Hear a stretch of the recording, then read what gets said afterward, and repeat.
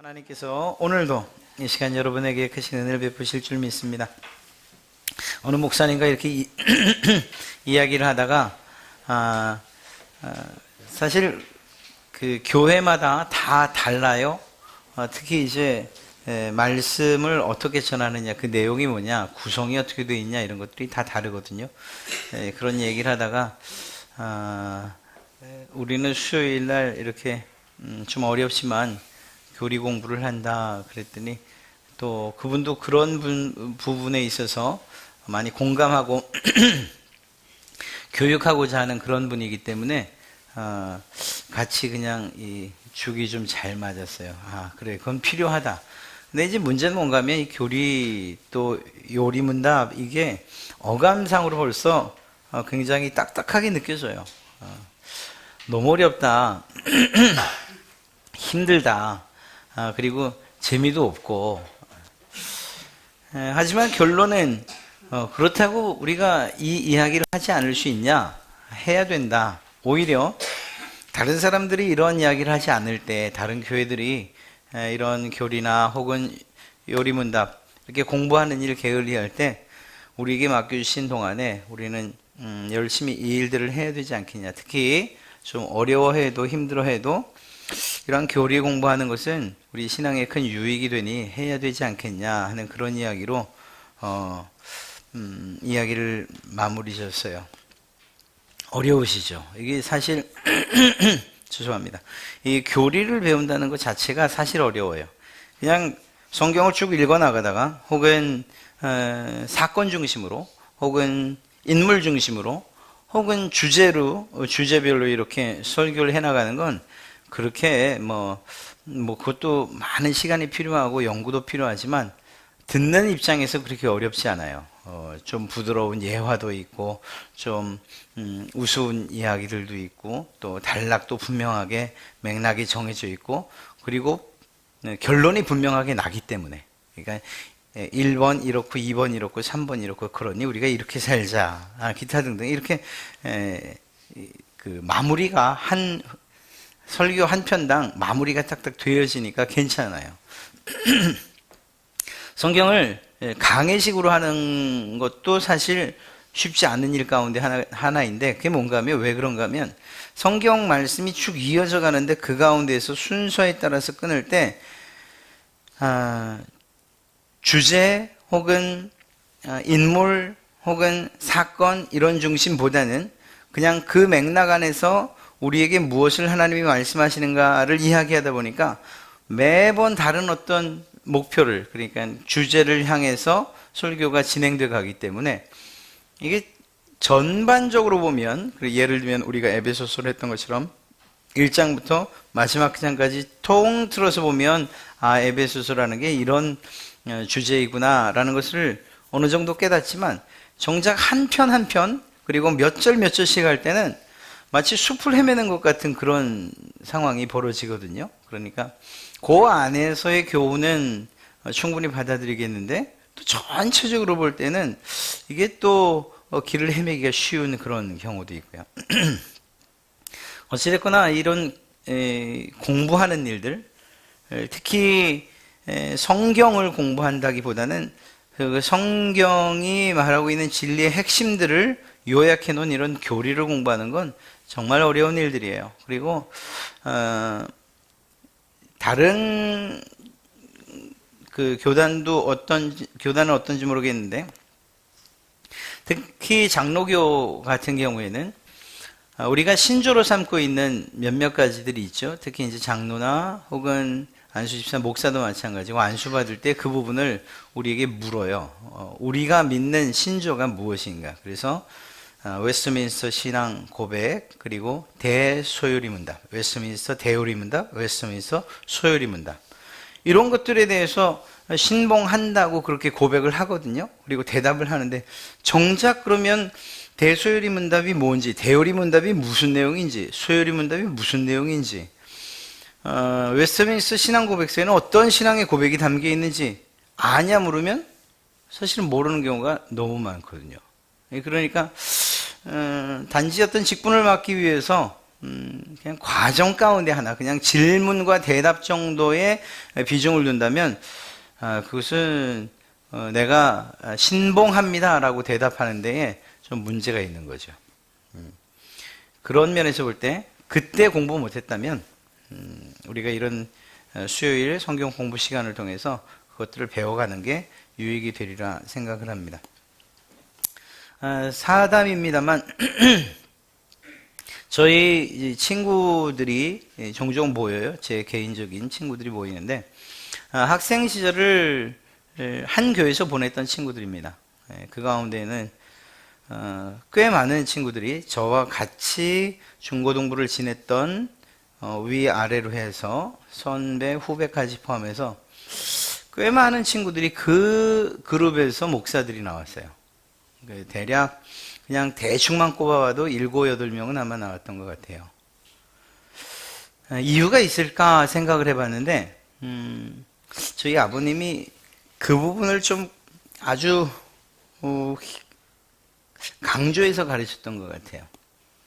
무슨 얘기냐면 정말 재미없었어요. 토요일 날이 청년부 모임이었는데 가면 B4지에다가 앞뒤로 빽빽하게 뭘 써요. 교환을 직접 만드시는 거예요. 만들어서 그거를 다 나눠줘요. 그때는 뭐 이런 타이핑이 아니고 직접 손으로 쓰시니까, 그리고 카피를 하는 거거든요. 그 내용 보면 그때 뭘 했냐면 바로 이 대소리 문답을 했어요. 청년들을 데리고서는. 뭔 소리인지 지금은 기억이 하나도 안 나요. 예, 그렇게 했어요. 그 다음에 신앙고백서도 했고요. 그 다음에 한 몇 년 동안은 이단에 대해서 이제 가르치기 시작하셨어요. 그래서 우리 교회 이 한국 안에 있는 교단들뿐만 아니 그 이단들뿐만 아니라 해외에서 들어온 이단들도 뭐 여호와 증인, 몰몬교부터 해가지고 그거를 뭐 하여튼 그거 만드는 것만도 일이셨을 텐데 하여간 B4지 큰 종이에 하루는 앞뒤로 한 장, 때로는 뭐 앞뒤로 4면짜리를 그걸 매주 만들어서 그걸 가르치신 거예요. 그때는 그게 뭔 소리인지 지금 뭐 내가 뭘 배웠었나는 모르겠는데 이렇게 큰 제목들은 기억이 나더라는 거예요. 신앙 장로교 전통 가운데에서 반드시 숙지해야 될, 알고 있어야 될 그러한 교리적인 것, 그리고 신앙의 핵심들에 대해서 부단히도 가르치시려고 애쓰셨구나 하는 것들을 이제 와서 알게 되는 거예요. 그리고 그 이야기를 저희 친구들이 모이면 그 이야기를 해요. 그만큼 지금 내가 믿는 것이 무엇인가를 아는 건 중요하다는 거죠. 그런 면에서 좀 어렵지만 오히려 여러분들이 좀 더 이렇게 열린 마음, 그리고 또 혹시 모르시면 뭐 개인적으로 저에게 물어보셔도 되고, 또 저희 전도사님들이 또 저랑 성향이 거의 같아요. 참 감사한 거거든요. 전도사님한테 여쭤보시면은 공부를 저보다 더 열심히 하시거든요. 맨날 이 책이 맨날 배송돼요. 매일. 뭐 매주, 매일은 좀 그랬고 공부를 저보다 열심히 하셔요. 그러니까 물어보시면 다 대답해 주실 거예요. 혹시 거기서 걸리면 그때 저한테 연락 주세요. 대부분 저기서 다 해결될 거예요. 그러니까 어려워도 공부하는 이런 교리나 혹은 우리의 신앙의 요약들을 공부하는 것에 대해서 너무 힘들어하지 마시기 바랍니다. 또 하나님께서 도우시면 잘 이해가 돼요. 그러면 여러분들의 신앙이 흔들릴 리가 없어요. 이단에 빠진다? 정말 하나님의 말씀이 우리의 삶과 그리고 우리의 그 신앙의 표준으로 이렇게 기준선을 딱 잡고 자리 잡고 있으면 이단에 흔들리는 것, 그게 더 어려운 일이에요. 네. 분명하고도 명확하게 교리 안에서, 우리가 믿는 장로교 전통의 교리 안에서 그것들을 분명하게 이것이 성경적이 아니다, 이것은 성경에 위배된다, 혹은 이것이 성경적이다, 이것이 신앙의 전통으로 삼아도 될 것이다 라고 분명하게 이야기를 해주고 있기 때문이에요. 그래서 어렵지만 이렇게 하시고, 또 제가 지금 이렇게 한 장씩 낱장으로 나눠드렸지만 또 이거 모으면 벌써 앞뒤로 100장도 넘겠네요. 99문이니까. 그렇죠. 뭐 여러분들이 가지고 계시지는 않지만 또 저한테는 파일로 있으니까, 또 전 그거 한번 쭉 처음부터 한번 읽어보고 싶습니다. 그러면 뭐 그걸 이렇게 여러분들한테 함께 나눌 수도 있거든요. 그러니까 이렇게 하셔서 여러분들의 신앙에 정말 바른 신앙을 유지하고 지켜나가는데 그런 도움이 되길 바랍니다. 제가 말이 길었죠. 자, 99문을 오늘 2번 합니다. 지난주에 한 번 했고요. 똑같은 제목으로 똑같은 문답으로 한 번 더 공부를 하게 됩니다. 제가 질문을 하면 여러분이 대답을 해주시면 감사하겠습니다. 제 99문, 우리에게 기도를 가르쳐 주고자 하나님이 주신 지침은 무엇입니까? 하나님의 모든 말씀이 유용하지만 그리스도가 제자들에게 가르쳐 주신 기도가 특별한 지침이 되며 보통 주기도라 합니다. 네, 저희가 지난주에 주기도문을 배웠어요. 그리고 그 주기도문의 기본적인 내용들을 배웠어요. 이것을 한마디로 요약하면 주기도를 왜 우리에게 가르쳐 주셨나, 주님께서. 그건 첫 번째는 패턴이에요. 이런 패턴으로 기도하라는 거예요. 이런 방식으로 기도하고 이런 내용으로 기도하라는 거예요. 그래서 패턴. 그 다음에 두 번째는 뭔가 하면 기도 자체로서 이렇게 기도하라는 거예요. 실제로 너희가 정말 이것저것 기도할 그러한 내용들이 생각나지 않냐? 또 뭘 기도해야 될지 모르겠냐? 그렇다면 내가 가르쳐주는 이 모습, 이 내용대로 기도해라. 그러면 결코 이 잘못된 기도를 하지는 않을 것이라는 면이죠.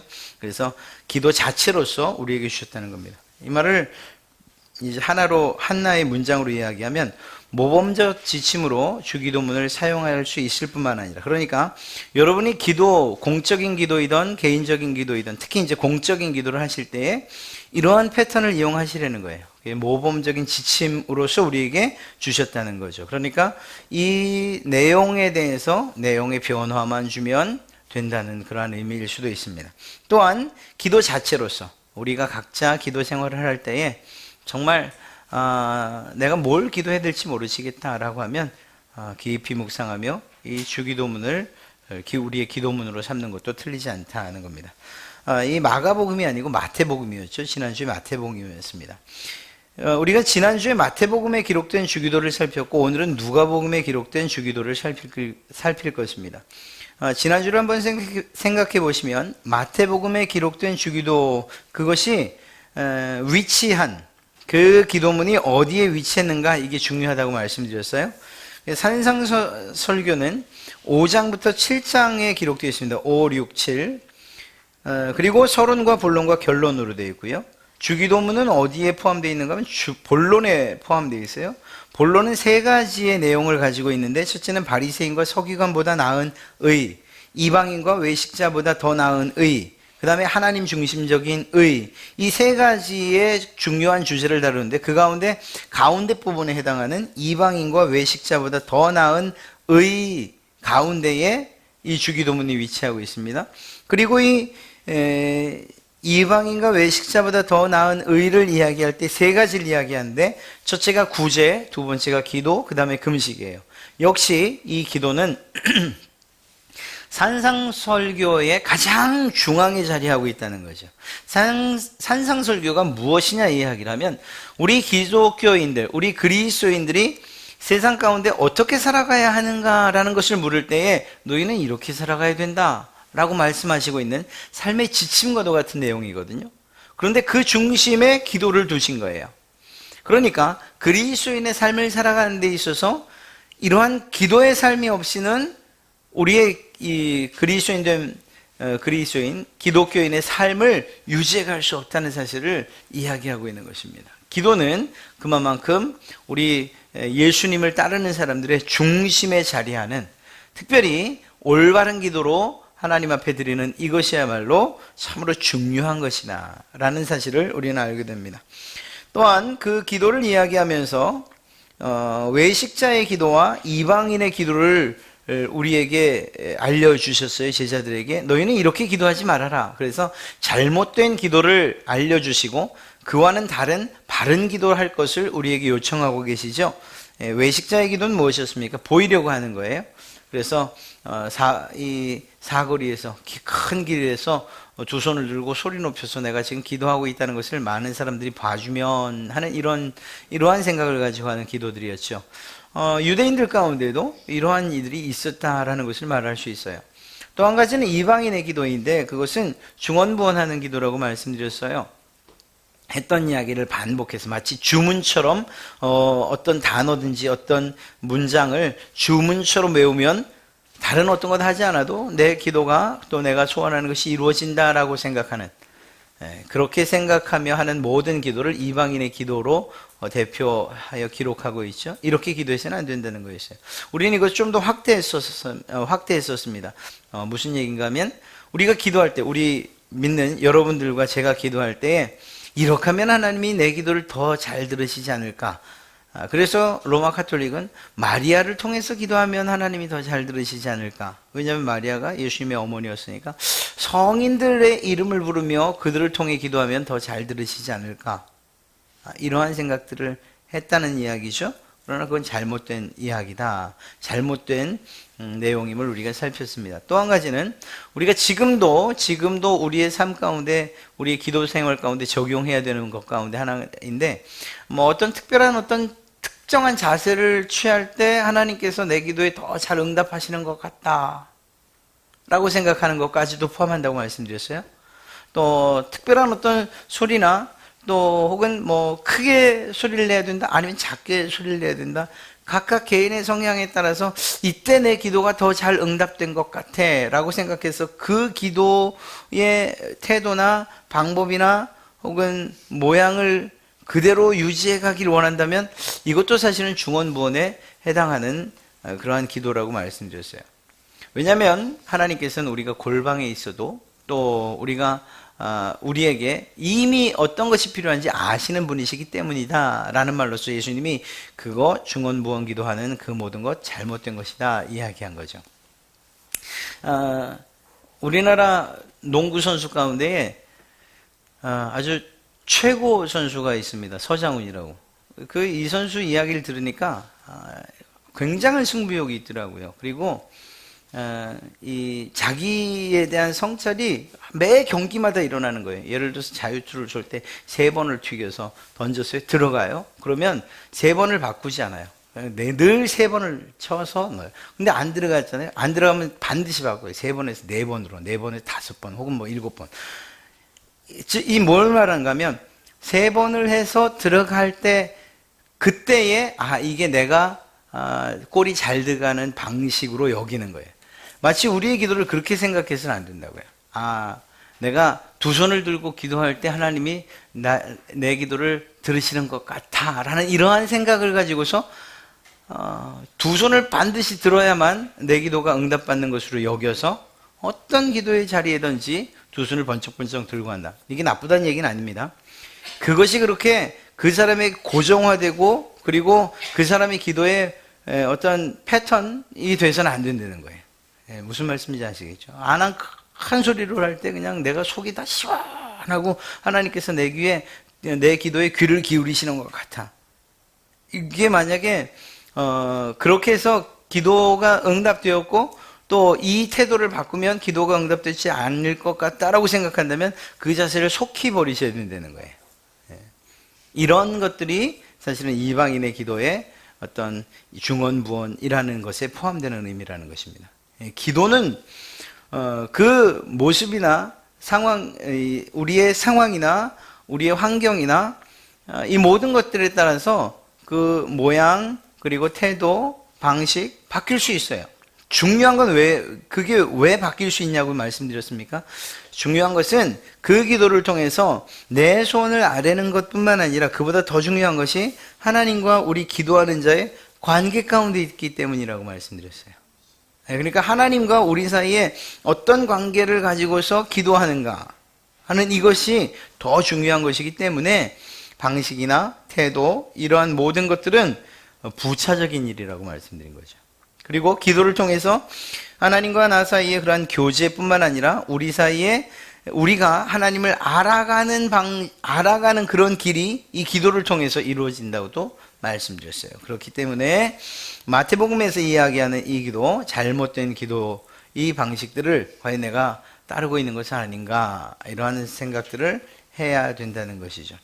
앞서 외식자의 기도, 보이려고 하는 기도, 이것은 특히 이제 우리 신앙생활에 적용을 한다면 공적인 기도를 할 때에, 공공의 기도를 할 때에 내 기도를 받으시고 들으시는 분이 하나님이라는 사실을 인식하지 못한 채 미사여구를 사용해서 이 말을, 이런 단어를 또 이런 내용을 사용하면 듣는 청중들이 어떻게 생각할까? 아, 이거 정말 없어 보이는 기도 아닌가? 뭐 이렇게 생각한다면 그거야말로 또 잘못됐다는 것이죠.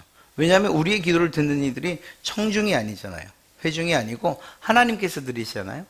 그런 면으로 본다면 중요한 것은 그 기도에 하나님과의 깊은 교제와 관계를 담고 기도하느냐, 정말 진실한 마음으로 기도하느냐, 이게 더 중요하다고 말씀을 드렸습니다. 오늘 누가복음의 주기도문을 좀 살펴봅니다. 1절을 살펴보면 예수께서 한 곳에서 기도하시고 마치심에 제자 중 하나가 여짜오되 주여 요한이 자기 제자들에게 기도를 가르친 것과 같이 우리에게도 가르쳐 주시옵소서. 그러니까 기도를 가르쳐 달라는 제자들의 요청에 의해서 주님께서 가르쳐 주셨다는 사실을 먼저 알 수가 있습니다.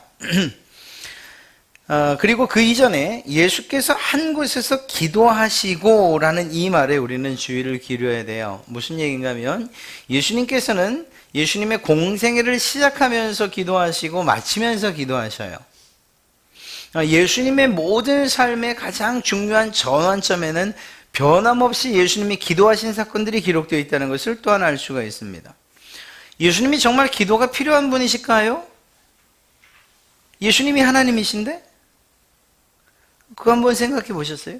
예수님에게 과연 기도가 필요할까? 예수님은 하나님이시고 하나님의 뜻을 그대로 이 땅 가운데 실현하시고 또 이루시기 위해 오신 분인데 예수님이 뭔 기도가 필요할까?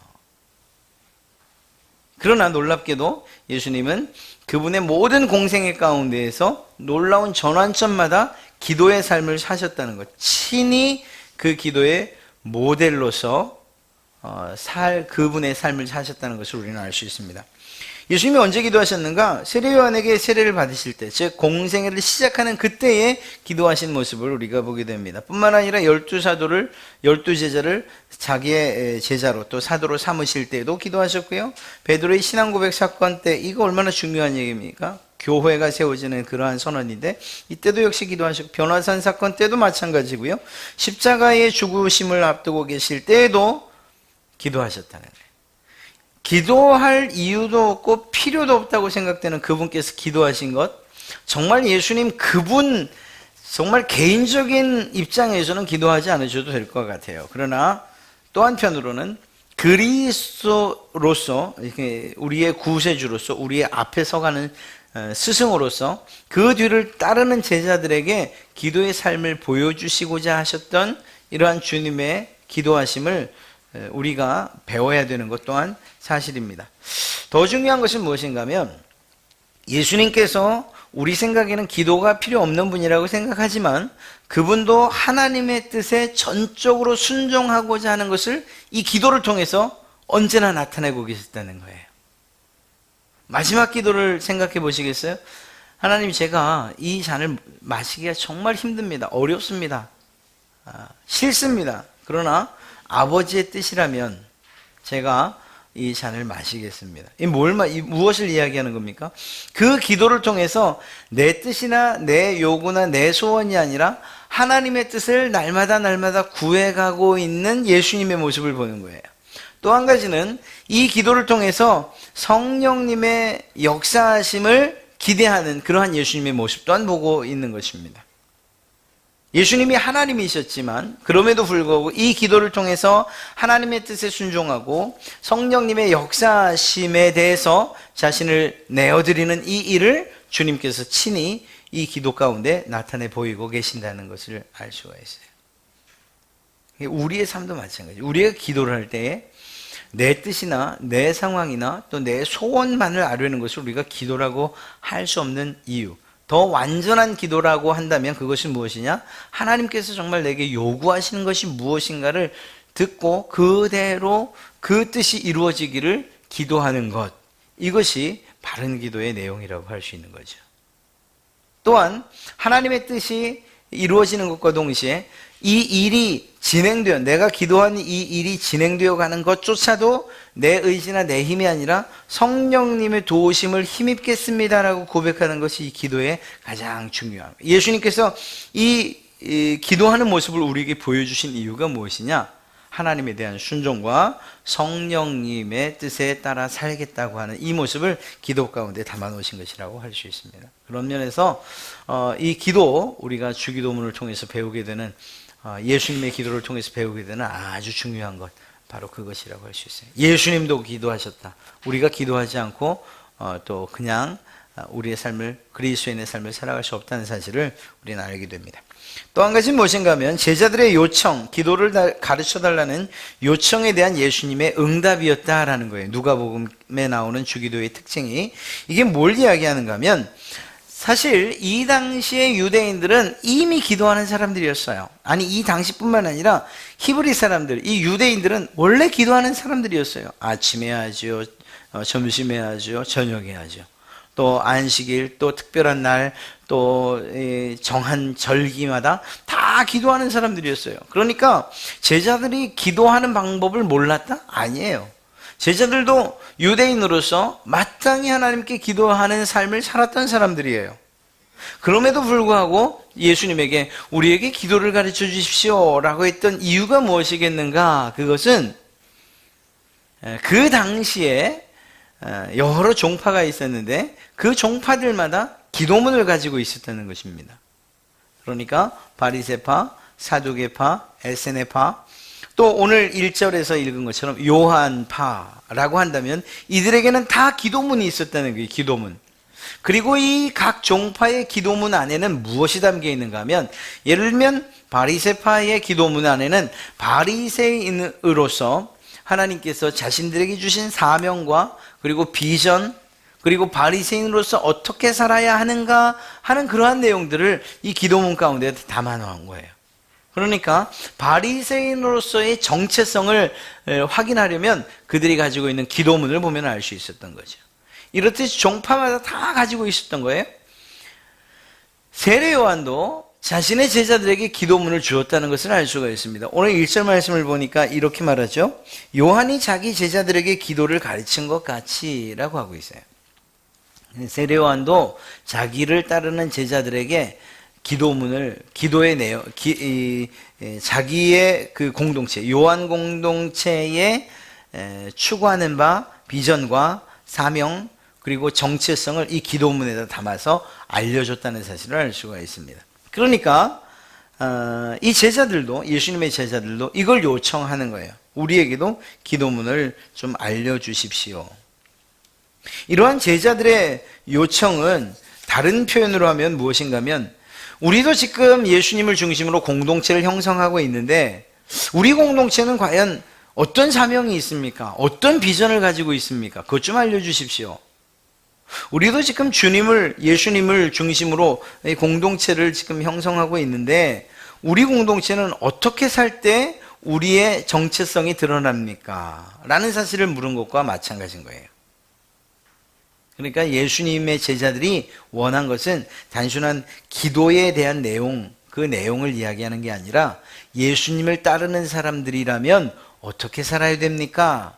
어떻게 살아야 되는가에 대해서 기도문으로 알려주십시오 라고 하는 내용과 똑같은 거예요. 이 말은 무슨 얘기일까요? 우리가 시대는 변했지만, 예수님께서 계시던 이때는 아니지만 지금 이 시대를 살아가는 그리스도인들이 어떻게 살아야 되는가 물을 때에 이 주기도문의 정신을 잊지 않고 이대로 살아가면 된다는 걸 얘기하는 거예요. 그러면 그리스도인의 정체성을 잃지도 않고 오히려 하나님께서 우리에게 주신 비전과 그리고 그 사명을 따라서 살아가는 그러한 그리스도인의 삶을 살 수 있을 것이라는 거죠. 그렇게 볼 때 이 주기도문은 어떤 한 개인, 어떤 한 제자들에게 준 개인 경건 차원의 기도문만이 아니라 공동체, 즉 예수 그리스도를 중심으로 하는 공동체, 제자 공동체에게 주신 그러한 기도문이다라고 할 수 있고요. 또 한 가지는 무엇인가 하면, 세상에도 이런 많은 공동체가 있잖아요. 이 당시에 바리새파, 사두개파, 에세네파, 혹은 또 요한의파, 기타 등등 이런 여러 종파들이 가지고 있었던 이런 공동체가 많았는데 그 공동체들과 예수 공동체는 어떻게 달라야 하는가 하는 것에 대한 이러한 그 기준을 마련해 달라는 요구이기도 했습니다. 이것을 지금 우리가 이 정신을 잊지 않는다면 지금 이 세상에 수없이 많은 사람들이 만들어 놓은 공동체뿐만 아니라 종교라는 이름을 가지고 있는 여러 공동체가 있지만 정말 예수님을 따르는 예수님의 공동체, 제자들의 공동체는 어떻게 살아야 하는가? 그 공동체를 교회라고 할 때 교회는 어떤 비전과 어떤 사명을 가지고 살아야 하는가에 대한 그 정신이, 가장 중요한 정신이 이 주기도문에 담겨 있다 이야기에도 틀리지 않을 것입니다. 그러니까 우리가 그냥 주문처럼 하늘에 계신 우리 아버지여 시작하면 아멘으로 끝나는, 그냥 무슨 내용을 기도했는지도 모르게 그냥 쑥 지나가 버릴 그러한 기도문은 아니라는 거예요. 오히려 할 수 있다면 공동의 예배에서 뿐만 아니라 개인적으로도 주기도문을 이렇게 우리가 배워가는데, 다음 주부터 저희가 하나하나 배워가지 않습니까? 그것들을 좀 잊지 않고 묵상하면서 이 내용이 이런 내용인데, 이 기도의 이 문장이 이런 내용을 담고 있는데, 이런 비전과 사명을 우리에게 주고 있는데 내가 이대로 살고 있는가 하는 것들을 이렇게 묵상하면서 우리가 주님의 기도를 할 수 있다, 알려주신 기도를 할 수 있다면 우리의 신앙의 모습에 큰 유익이 되고, 더 나아가서 그 모습이 세상의 다른 어떤 공동체들과는 다른 하나님께서 기뻐하시는 그러한 그리스도인의 삶을 충분히 살아가게 할 것이라는 것이죠. 그런 면에서 우리가 다음 주부터 보게 될 이러한 주기도문의 내용, 처음부터 마지막까지를 진지하게 한번 살펴보는데 아주 중요한 의미를 둘 수 있다는 겁니다. 이 소요리 문답 안에 있는 주기도문의 내용은 아주 그렇게 깊이 있게 다루진 않아요. 그래서 우리가 또 기회가 된다면, 이미 우리가 벌써 주기도문을 한번 살펴봤지만 다시 한번 주기도문 안에 어떤 정신, 어떤 주님께서 우리에게 주신 정신이 담겨 있는가를 다시 한번 또 살펴보는 일 유익하리라 믿습니다. 이 주기도문의 서론을 살피며 마무리를 지면 이렇습니다. 교회 공동체로서의 표지판이라는 거예요. 무슨 말인가 하면요, 이제 우리가 배우게 될 주기도문의 이 정신을 기억하고 그 정신에 입각해서 그 정신대로 따라 산다면 예수 그리스도의 제자로서의 모습, 그리고 그 정체성을 분명하게 스스로 확인할 수 있다는 거죠. 개인뿐만 아니라 교회가 세상 가운데서 어떤 삶을 추구해야 하는가에 대한 표지판이라는 거예요. 이 무슨 얘기일까요? 내가 지금 어떻게 살고 있는가를 주기도문에다 빗대어서 그 안내판에 빗대어 보는 거예요. 마치 병원에 가면 우리 아이들 키 재잖아요. 그럼 키 재는 도구가 있어요. 그리고 거기에 맞춰서 재보면 얘가 몇 센치다, 몸무게 재는 것도 있잖아요. 올라가 보면 몇이다, 이게 있어요. 기준이 되는 거죠. 이 저울과 혹은 이런 표지들이 마치 그것처럼 내가 지금 잘 자라고 있는가, 하나님께서 예수 그리스도를 통해서 우리에게 주신 그러한 제자의 삶을 내가 잘 살고 있는가, 이걸 보려면 주기도문이라는 그러한 표준판에, 그러한 안내판에 나를 비추어 보는 거예요. 그래서 그 정신대로 내가 지금 살지 못하고 있다라고 하면 내가 세상으로 지금 흘러가고 있구나, 이렇게 생각해도 틀리지 않은 거죠. 주기도문의 정신에 입각해서 내가 잘 살고 있어요. 그렇다면 내가 지금 잘 그리스도 안에서 잘 성장하고 있구나, 이렇게 생각해도 틀리지 않다는 거예요. 이건 개인뿐만 아니라 교회도 마찬가지인 거예요. 교회가 많은 욕을 먹죠. 참 안타까운 일 가운데 하나예요. 교회가 그만큼 욕을 먹으면 정말 우리가 흔히 표현하는 대로 하면 전도의 문이 막히는 건 맞고요. 또 한 가지는 믿는 사람 가운데에서도 물론 그들이 개인적인 책임을 지기도 있겠지만, 그러나 교회가 교회답지 못할 때 결국은 성도들이 낙심하고 정말 십자가의 도로부터 떨어져 나가는 일들이 생긴다. 그러면 그 교회가 그 일을 책임져야 되겠죠. 이건 매우 중요한 일이에요. 교회가 성장이 안 된다, 이건 중요한 게 아니에요.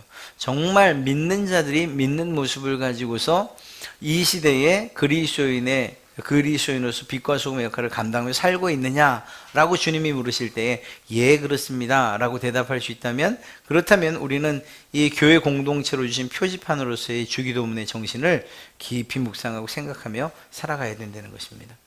하나님께서 정말 우리 갈릴리 교회 요구하시는 게 뭘까요? 야, 너희는 어떻게 30명이 되는데 이 숫자가 이게 뭐냐? 이렇게 말씀하실 것 같아요. 저는 그렇게 생각하지 않아요. 이건 앞으로도 제 생각엔 변함이 없어요.